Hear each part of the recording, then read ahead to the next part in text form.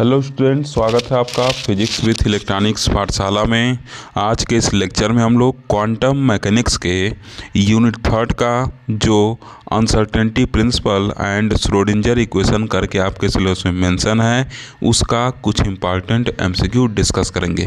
Okay, इससे पहले भी हम लोग यूनिट 3 के ऊपर कुछ एमसीक्यू डिस्कस किए थे, तो उसको आप पार्ट फर्स्ट मान लीजिएगा। और आज दोबारा हम लोग यूनिट 3 के ऊपर कुछ एमसीक्यू को डिस्कस करने चल रहे हैं, इसको आप पार्ट सेकंड मान लीजिएगा। ओके, अब देखिए सबसे पहला क्वेश्चन स्क्रीन पर दिख रहा है, पूछ रहा है कि wave function of a particle is given to be. किसी पार्टिकल का वेव फंक्शन मतलब एक पार्टिकल है उससे एसोसिएटेड जो वेव है उसका जो फंक्शन है वो कुछ ऐसे दिया गया है। ठीक, sine x equal to 1/√2a और फिर लिख रहा है कि for mod x is less than a और करा 0 for mod x is greater than a then uncertainty in position is. तो कह रहा कि पोजीशन में क्या अनसर्टेनिटी होगी इसको आप बता दीजिए। ठीक, तो देखिए अगर आप मेरा वीडियो देखे होंगे तो मैं एक टॉपिक पढ़ाया था यूनिट 3 में, और वो क्या था, general form of uncertainty principle. और उस general form of uncertainty principle में हम लोग फार्मूला लिखे थे। क्या लिखे थे, del x is equal to मतलब uncertainty in position is equal to क्या होता है, अंडर रूट क्या होता है, यक्स स्क्वायर का एक्सपेक्टेशन वैल्यू माइनस यक्स के एक्सपेक्टेशन वैल्यू का स्क्वायर। ठीक, ये फार्मूला होता है अनसर्टेनिटी इन पोजीशन का। इतना चीज़ क्लियर। अब देखिए क्या करेंगे, वेव फंक्शन दिया गया है तो सबसे पहले क्या करेंगे, इस यक्स स्क्वायर को इसके ऊपर ऑपरेट करा के उसका एक्सेप्टेशन वैल्यू निकाल लेंगे, और फिर यक्स का एक्सेप्टेशन वैल्यू मतलब इस पोजीशन ऑपरेटर को क्या करेंगे, इस पर ऑपरेट करा के यक्स का एक्सेप्टेशन वैल्यू निकाल लेंगे। ठीक, और इसका स्क्वायर कर देंगे और फिर दोनों का डिफरेंस लेके रूट लगा देंगे। तो जब आप ऐसा करके इसको सॉल्व करेंगे तो क्या होगा, ए नंबर ऑप्शन जो है आपका वो करेक्ट आएगा। बात समझे आप, क्या मैं बताया कि सबसे पहले आप यक्स ऑपरेटर को इस फंक्शन पे ऑपरेट करा के उसका एक्सपेक्टेशन वैल्यू निकाल लीजिए, फिर यक्स ऑपरेटर को इसके ऊपर ऑपरेट करा के उसका एक्सपेक्टेशन वैल्यू निकाल लीजिए और इसको स्क्वायर कर लीजिए तो ये वैल्यू मिल जाएगा। ठीक, तो इस वैल्यू में से ये वैल्यू घटाकर और ऊपर रूट चढ़ा दीजिए, अंडर रूट चढ़ा दीजिए, तो उससे आपको अनसर्टेनिटी इन पोजीशन मिल जाएगा और ये ए नंबर ऑप्शन जो है वही आपका आंसर आएगा।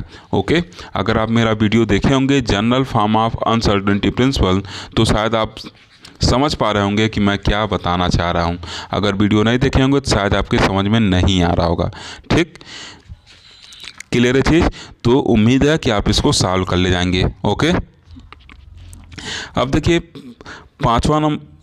सेकंड नंबर क्वेश्चन जो है वो भी क्या है, कुछ पहले नंबर क्वेश्चन से मिलता जुलता है। ठीक, पूछ रहा है कि जो पहला क्वेश्चन दिया गया है, जो पार्टिकल से एसोसिएटेड वेव फंक्शन दिया गया है उसका मोमेंटम में अनसर्टेनिटी क्या होगा। तो कह रहा कि in above equation uncertainty in momentum is. ठीक, एक पार्टिकल है जिससे एसोसिएटेड वेव दिया गया है तो उस पार्टिकल के मोमेंटम में क्या अनसर्टेनिटी होगी उसको बता दीजिए। ठीक, तो इसके लिए फॉर्मूला में बताया था uncertainty in momentum is equal to क्या होता है, अंडर रूट यहाँ क्या हो जाएगा, मोमेंटम ऑपरेटर का स्क्वायर और उसका एक्सेप्टेशन वैल्यू ले लीजिए, फिर मोमेंटम ऑपरेटर का एक्सेप्टेशन वैल्यू लेकर उसका स्क्वायर कर दीजिए और दोनों को अंडर रूट में रख दीजिए, इन दोनों के डिफरेंस को, तो आपको क्या होगा, अनसर्टेनिटी इन पोजीशन मिल जाएगा। तो आप क्या करिएगा, पहले पी स्क्वायर का एक्सेप्टेशन वैल्यू निकालिएगा इस पर ऑपरेट करा के, और फिर पी का एक्सेप्टेशन वैल्यू निकालिए इस पर ऑपरेट करा के, उसका स्क्वायर कर दीजिए और उन दोनों का डिफरेंस लेके क्या करिए, ऊपर अंडर रूट निकाल दीजिए। ठीक, ऊपर अंडर रूट लगा के सॉल्व कर दीजिए तो आपका जो ऑप्शन नंबर बी है वो क्या होगा, करेक्ट आएगा। 3 बी नंबर जो ऑप्शन है क्या होगा, 3h कट अपान ए इसका आंसर आएगा। ठीक, उम्मीद है कि आप इसको सॉल्व कर ले जाएंगे। आप कह रहे होंगे एच कट कहाँ से आ गया, इसमें तो कहीं साई में एच कट दिया नहीं है। तो अरे भाई एच कट कहाँ से आएगा, जब मोमेंटम ऑपरेटर को आप अपडेट कराएंगे तो उसमें क्या होगा, एच कट वगैरह आएगा ना, तो वही वैल्यू इसमें लिखा हुआ है। ठीक, उम्मीद है कि आप इसको सॉल्व कर ले जाएंगे। नहीं सॉल्व होता है तो आप सोल्यूशन इसका व्हाट्सएप पे ले सकते हैं। ओके, वैसे आप मैथ के स्टूडेंट हैं, इतना तो मैं मान के चल रहा हूँ कि आप सॉल्व भी कर ले जाएंगे। अब देखिए थर्ड नंबर क्वेश्चन कर रहा है कि the time independent Schrodinger equation of a system represent the conservation of. जो टाइम इंडिपेंडेंट श्रोडिंगर इक्वेशन होता है वो क्या करता है, सिस्टम की टोटल एनर्जी को क्या करता है, रिप्रेजेंट करता है, मतलब बताता है कि जो सिस्टम की टोटल एनर्जी है वो क्या होती है, कंजर्व होती है। क्लियर है चीज़। तो डी नंबर ऑप्शन क्या होगा आपका करेक्ट होगा। ओके, अब देखिए फोर्थ नंबर क्वेश्चन कर रहा है कि which of the following is an acceptable wave function. तो देखिए मैं बस एक कंडीशन लगाऊंगा, आपको बताया था कि अगर कोई वेव फंक्शन एक्सेप्टेबल होगा तो उसका वैल्यू प्लस माइनस इन्फानाइट पर वेनिश होना चाहिए, मतलब जीरो होना चाहिए, मतलब x equal to plus minus infinite sign tends to zero होना चाहिए। तो चारों में आप चेक करिए, जब चारों आप चेक करेंगे तो आपको सी नंबर ऑप्शन जो है वो करेक्ट मिलेगा। मतलब सी नंबर में जो वेव फंक्शन दिया गया है उसमें एक्स जगह चाहे आप प्लस इन्फानाइट रखिए चाहे माइनस इन्फानाइट रखिए, एक्स स्क्वायर के फॉर्म में तो हमेशा क्या होगा माइनस इन्फानाइट करके आएगा। तो इस तरीके से हम कह सकते हैं कि जो सी नंबर ऑप्शन में दिया गया वेव फंक्शन है वो क्या होगा एक्सेप्टेबल वेव फंक्शन होगा। बात समझ में आया। और किसी में भी आप रखेंगे तो वो एक्सेप्टेबल वेव फंक्शन के कंडीशन को सेटिस्फाई नहीं करेगा, लेकिन सी में एक्स स्क्वायर होने की वजह से चाहे आप प्लस इन्फानाइट रखिए चाहे माइनस इन्फानाइट रखिए हमेशा पॉजिटिव वैल्यू देगा। और आगे माइनस साइन लगा हुआ है तो चाहे आप माइनस इन्फानाइट की बात करिए चाहे प्लस इन्फानाइट की बात करिए हमेशा ई के पावर माइनस इन्फानाइट आएगा। और ई के पावर माइनस इन्फानाइट क्या होता है, लड्डू के बराबर होता है। ठीक, तो इस वजह से सी नंबर ऑप्शन क्या होगा आपका करेक्ट होगा। ओके,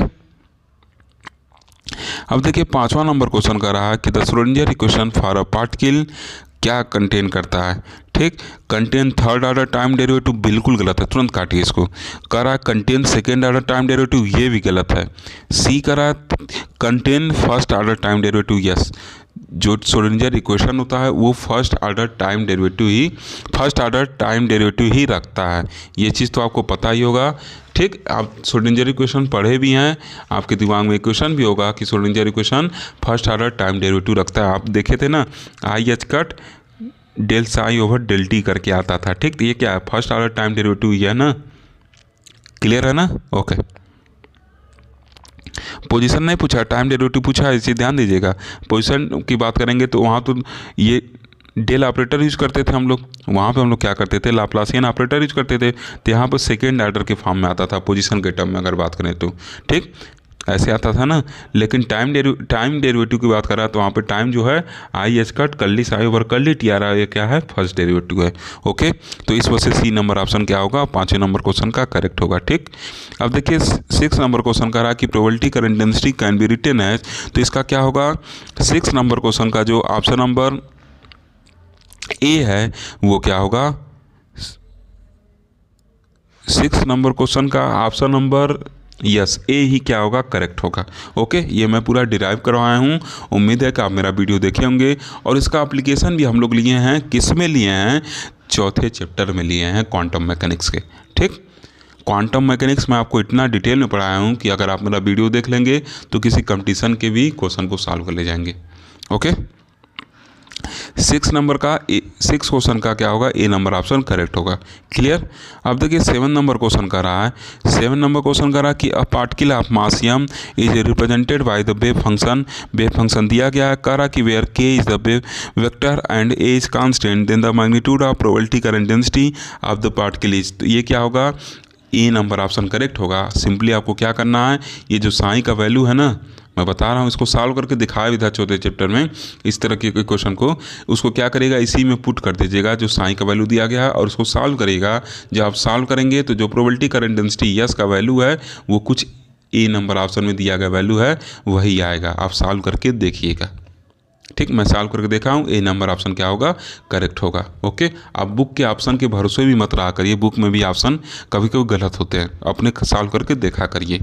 ओके, अब देखिए 8th नंबर क्वेश्चन का रहा कि which of the following wave function can B solution of the Schrodinger equation for all value of x, जहाँ पे एक्स क्या है ग्रेटर देन 0 है। ठीक, तो सिंपली देखिए डी नंबर ऑप्शन क्या होगा करेक्ट होगा। एक्स की जगह प्लस इन्फानाइट रखिए, ग्रेटर देन 0 की बात कर रहा है, प्लस इन्फानाइट रखेंगे तो क्या होगा ये वैनिश हो जाएगा। इसका मतलब क्या है डी नंबर ऑप्शन क्या है करेक्ट है, क्योंकि इसमें एक्स स्क्वायर के फॉर्म में फंक्शन क्या है दिया गया है, बाकी किसी में भी वैनिश नहीं होने वाला है। क्लियर, तो ये चीज़ आप अपने दिमाग में नोट करके रखिएगा। Okay, acceptable condition of wave function मैं अलग से एक वीडियो बनाया हूँ उस पर, क्योंकि मुझे पता था इस पर एमसीक्यू बनता है, इस वजह से एक वीडियो उस पर बना दिया था। ओके, अगर आप वीडियो देखे हैं तो एमसीक्यू सॉल्व करिए, नहीं देखे हैं तो एमसीक्यू याद करिए। मेरी ये सब बातें आपको बुरा लगती होंगी, लेकिन लगे उससे मुझे कुछ नहीं करना है। मैं आपके फ़ायदे के लिए जो चीज़ उचित रहेगा वही बोलूँगा, चाहे आपको बुरा लगे चाहे ना लगे। ओके, अब देखिए 9 नंबर क्वेश्चन कर रहा है कि which of the following is the uncertainty equation, which of the following is the uncertainty equation. ठीक, तो इसमें देखिए हम लोग कैसे पढ़े थे, डेल पी डेल एक्स और क्या पढ़े थे, एच कट बाई 2 ऐसे पढ़े थे। ठीक, तो इसमें सिंपली क्या किया है, अप्रॉक्सीमेटली एच कट लिख दिया है, तो ज़्यादा फर्क नहीं पड़ने वाला। भाई एच का वैल्यू 10 के पावर माइनस 34 ऑर्डर का है, उसको 2 पास डिवाइड करें तब भी बहुत ज़्यादा फर्क वगैरह नहीं पड़ने वाला। ठीक, अप्रॉक्सीमेटली वही वैल्यू आता है। ठीक, इस वजह से अप्रॉक्सीमेट का साइन यहाँ पर लगा दिया है। ठीक, तो देखिए डेल पी डेल एक्स क्या होगा, ये भी करेक्ट रिलेशन है, डेल ई डेल टी ये भी करेक्ट रिलेशन है, और ये एंगुलर मोमेंटम और एंगुलर डिस्प्लेसमेंट ये भी क्या होगा, अप्रॉक्सीमेटली एच कट के बराबर होता है, तो ये भी क्या है, करेक्ट रिलेशन है। ठीक, तो इसका हम कह सकते हैं कि ऑल द अनसर्टेनिटी इक्वेशन की, ये तीनों इक्वेशन क्या है, अनसर्टेनिटी इक्वेशन है। शायद आप चीज़ों को समझ रहे होंगे, क्या होता है, greater than or equal to h cut by 2 होता है, सिंपली कह दिया है अप्रॉक्सीमेटली एच कट के क्या है, बराबर है, तो हम उसको क्या करेंगे, अप्रॉक्सीमेटली बात किया तो उसको करेक्ट मान लेते हैं। ओके, इस वजह से तीनों ऑप्शन करेक्ट मान लेंगे, बिकॉज जो तीनों ऑप्शन है वो क्या है, कैनोनिकली कंजुगेट क्वांटिटी है तीनों ऑप्शन में। एक में क्या है, मोमेंटम पोजीशन, दूसरे में एनर्जी टाइम, तीसरे में एंगुलर मोमेंटम और एंगुलर डिस्प्लेसमेंट है। Okay, so D number option will be the right option. अब देखिए कह रहा है 10 नंबर क्वेश्चन, ये भी आपको पढ़ाया था और ये एक तरीके से इम्पॉर्टेंट क्वेश्चन है। कह रहा है कि Ehrenfest theorem for one dimensional motion of a particle shows the,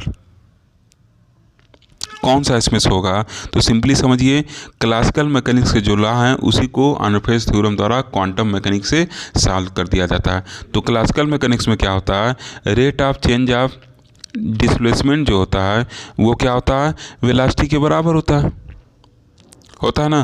तो इस वेलोसिटी को हम लोग कैसे लिख सकते हैं, पी बाई एम लिख सकते हैं।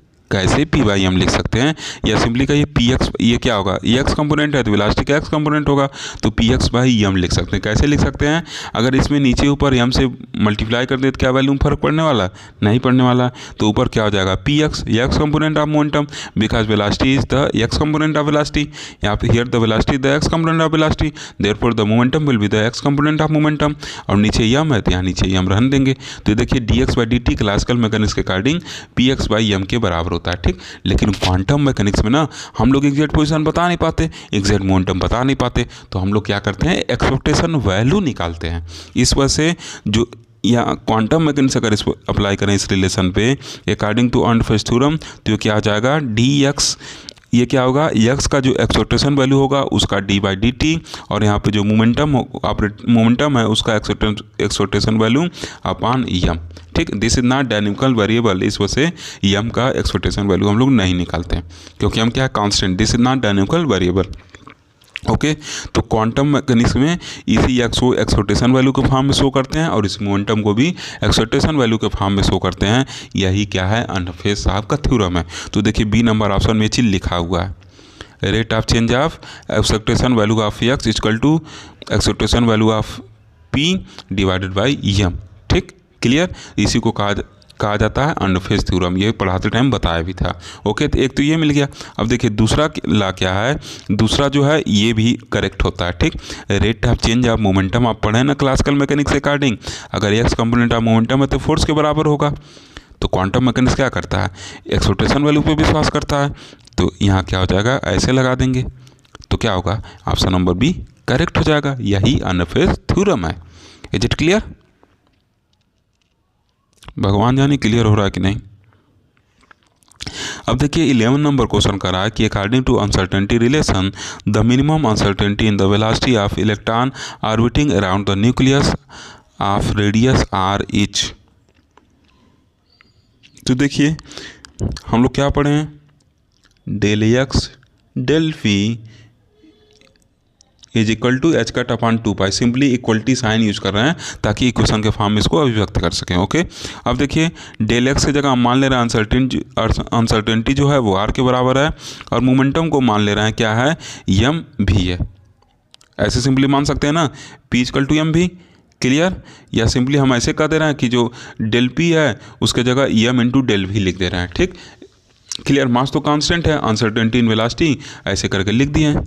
ठीक, तो पूछ रहा है कि वेलोसिटी में अनसर्टेनिटी बताइए, तो डेल पी इक्वल टू क्या होता है, सिंपली ऐसे समझिए ना भाई, पी इक्वल टू एम भी होता है, तो डेल पी इक्वल टू क्या हो जाएगा, एम कांस्टेंट है तो इसमें अनसर्टेनिटी होने वाला नहीं है, इंटू डेल भी हो जाएगा, तो वही एम इंटू डेल भी लिख दिए।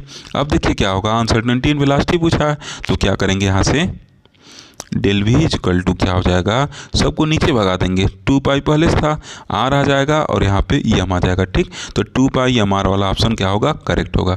ये आर क्या है, अनसर्टेनिटी इन क्या है आपका, पोजीशन है। ठीक, इसको जब एप्लीकेशन ऑफ हाइजेनबर्ग्स अनसर्टेनिटी प्रिंसिपल पढ़ाया था तो उसमें सब बताया था कैसे सब कंसीडर करते हैं। ठीक, तो अगर आप लेक्चर देखे हैं तो ये समझ में आएगा, नहीं देखे हैं तो फिर याद करते हो चलिए। ओके, तो ए नंबर ऑप्शन क्या होगा, करेक्ट होगा। ठीक ना। अब देखिए 12 नंबर क्वेश्चन कर रहा है, uncertainty principle can be easily understand with the help of Compton effects. समझाया भी था आपको, कॉम्पटन इफेक्ट के हेल्प से हम लोग अनसर्टेनिटी प्रिंसिपल को अच्छे समझ सकते हैं। आपको याद होगा कुछ ऐसा फिगर बनाया था, यहाँ पे गामा रे माइक्रोस्कोप वगैरह बनाया था। ठीक, पूरा प्रूव करके दिखाया था। ओके, तो बी नंबर ऑप्शन क्या होगा, करेक्ट होगा। ठीक, 13 नंबर क्वेश्चन कर रहा है कि any wave function can be written as a linear combination of eigen function. ये तो आप पढ़े हैं, किस में पढ़े हैं, अलजेब्रा में पढ़े हैं, आप वेव फंक्शन करके नहीं, आइगन फंक्शन करके पढ़े थे। ठीक, क्लियर है चीज। तो ये क्या होगा, 13 का सी नंबर ऑप्शन जो होगा वो करेक्ट होगा। ओके,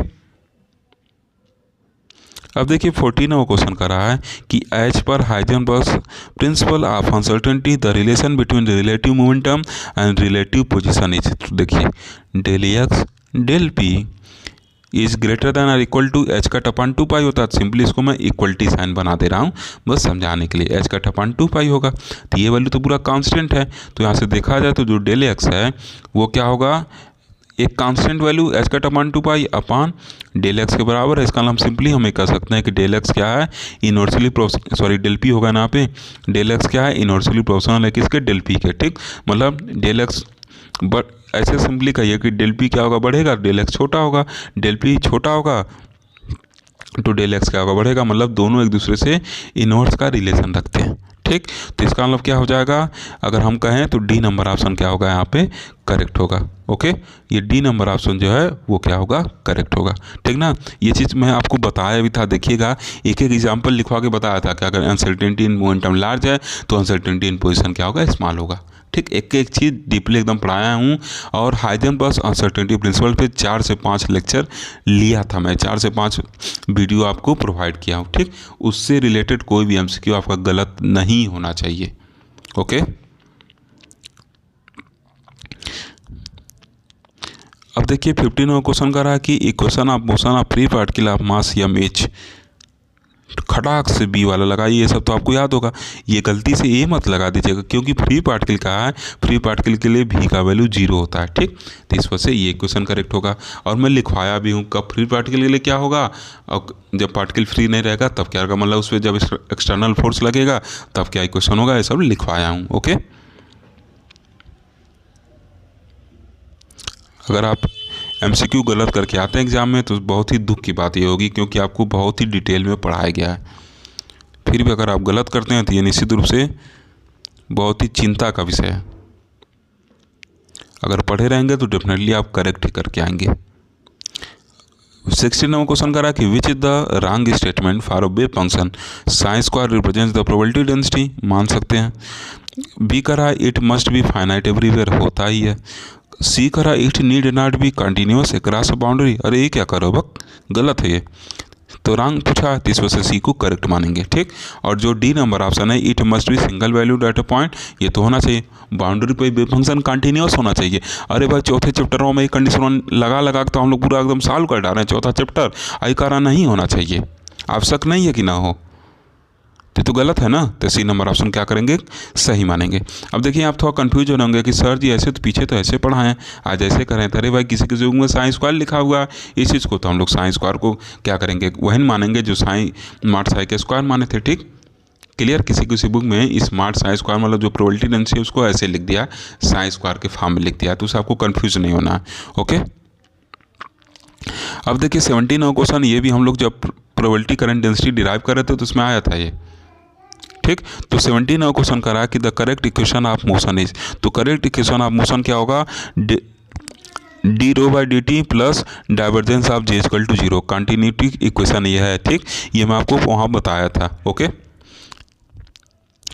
तो 17 का बी नंबर ऑप्शन क्या होगा, करेक्ट होगा। ठीक, किसी किसी बुक में यस से रिप्रेजेंट करता है, किसी बुक में जे से रिप्रेजेंट करता है, तो उससे आपको कंफ्यूज नहीं होना है। ओके, जिस बुक को आपको फॉलो कर रहे हैं वो सही है। ओके, अब कह रहा है कि 18 question, a rule by which from a given function we find another function is, कौन ऑपरेटर ऑपरेट होगा, खटाक से दूसरा फंक्शन दे देगा। इस साई पर ऑपरेट हो रहा ऑपरेटर, खटाक से दूसरा फंक्शन निकाल के दे देता है। इस वजह से बी नंबर ऑप्शन क्या होगा, करेक्ट होगा। ओके, अब देखिए 19 क्वेश्चन कर रहा है कि if for a function psi integration psi star डिविजिकल to n then the normalization factor is, तो इसका जो वैल्यू होता है उसी को हम लोग नॉर्मलाइजेशन फैक्टर कहते हैं। ठीक, तो क्या होगा, एन के बराबर होगा। क्लियर, क्लियर ना, ये आप BSc 4 सेम में ही पढ़े होंगे। इस वजह से इस सेमेस्टर में मैं इस पर बहुत ज़्यादा चर्चा नहीं किया था। इंट्रोडक्शन टू क्वांटम मैकेनिक्स जो चैप्टर था BSc 4 सेम में, उसी में आप इसको डिटेल में पढ़ चुके हैं। तो इस वजह से इस सेमेस्टर में आपको यहाँ चर्चा नहीं किया था नॉर्मलाइजेशन फैक्टर वगैरह पे। ओके, अब देखिए 29 क्वेश्चन कर रहा है कि the uncertainty in the location of a particle is equal to its de Broglie wavelength, then the uncertainty in its velocity will be, तो करा कि इसके वेलोसिटी में अनसर्टेनिटी क्या होगा, ये बता दीजिए। क्लियर, तो देखिए uncertainty in the location of particle is equal to de Broglie wavelength, मतलब जो डेल एक्स है वो क्या है, लेमडा के बराबर है, और lambda equal to h by p होता है। तो पी को हम क्या लिख सकते हैं, ये हम भी लिख सकते हैं, ये लिख सकते हैं ना। अब आपको ये भी पता है कि डेल एक्स और जो डेल पी होता है वो क्या होता है, एच कट अपान 2 पाई के बराबर होता है। ये चीज़ आपको पता ही है, पता है ना। अब देखिए यहाँ से ये भी लिख सकते हैं, या सिंपली आप एच अपान 4 पाई भी इसको लिख सकते हैं। अब देखिए डेल एक्स का वैल्यू पुट करेंगे तो एच अपान एम भी, और डेल पी का वैल्यू पुट करेंगे तो एम इंटू डेल भी हो जाएगा। तो एम इंटू डेल भी नेक्स्ट सेशन में इसको सॉल्व करेंगे हम लोग।